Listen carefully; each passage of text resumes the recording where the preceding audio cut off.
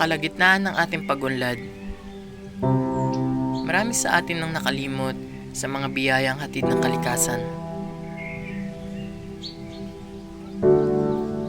Mga kagubatan, bundok at ilog na minsan ay masagana at malinis, ngayon unti-unting nauubos at nasisira. Ang mga puno na nagbibigay ng lilim at sariwang hangin, pinutol para sa mga gusali at kalsada. Ang mga ilog na nagbibigay buhay, tinapunan ng basura at mga lason. Dahil sa ating kapabayaan, ang dating matibay na kalikasan, ngayon ay nanghihina at nagdurusa. Sa tuwing umuulan, hindi na kayang tanggapin ng lupa ang tubig na pumabagsak mula sa langit. Ang dating malinis na daloy ng ilog, ngayon nag-uumapaw. Sinasakal ng mga basurang itinapon ng mga walang malasakit.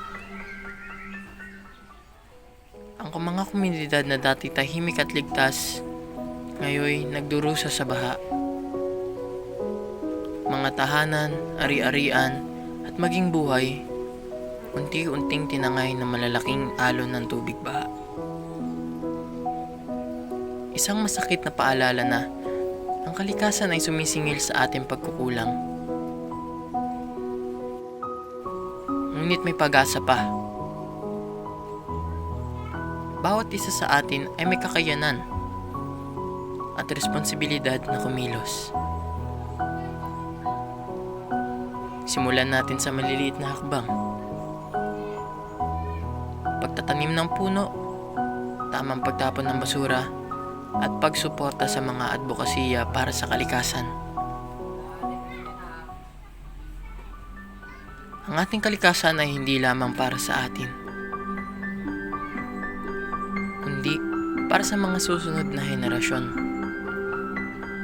Panahon na para magising at kumilos bago pa tuluyang maglaho ang biyayang handog ng kalikasan.